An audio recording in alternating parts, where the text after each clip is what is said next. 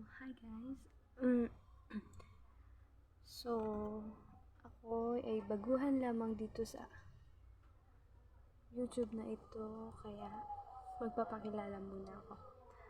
Ako si Angelica Duran, ang 18 taong gulang, na nais makatulong sa pamilya.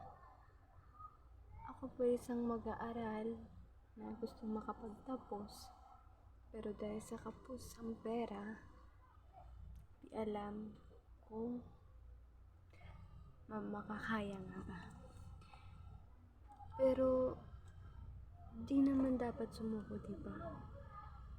Kaya gumawa ko nito para aware kayo kung gaano kami kahirap.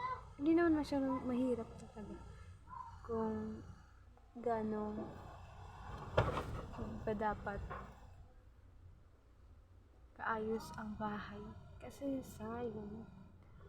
Ano kasi yung bahay namin sira. Then medyo kapos minsan. Lalo na kapag walang huli sa dagat. Mangingisda kasi yung papa ko. Tapos yung mama ko naman is housewife lang. So dito lang siya sa bahay.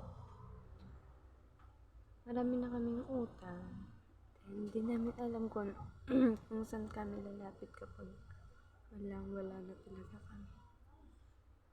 Tapos yun, kaya gumawa ko ng video na ito dahil nais kong ipaalam sa inyo.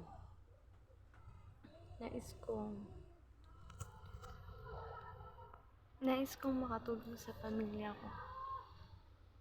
Kung may gusto man pong tumulong sa amin, is malaking tulong na po yun para po sa pampaaral namin magkakapatid. Then para din po mapaayos ang bahay namin.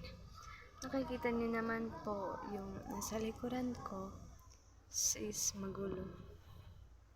Wala kasing maayos na lagayan kung saan nga ba ilalagay yung mga gamit namin. Tapos,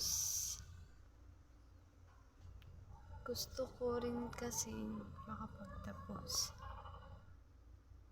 Gusto ko hindi huminto sa pag-aaral, pero sabi nga ng pamilya ko, kapag daw mahangin, maalon, baka daw may posibilidad na pahinto nila ako sa pag-aaral. Tanggap ko naman po yun kasi tapos talaga kami. Kaya sa mga nais tumulong, maraming salamat po. Hanggang dyan lang po. Bye-bye.